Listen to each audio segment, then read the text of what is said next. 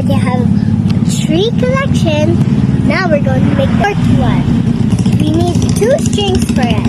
Put it together. It's like a snake over another snake. Like this. And then, tapos, this ito. Yeah, that one. And then, pull this one. Actually, this is sliding knot, but it's 2. So, they call it fisherman knot.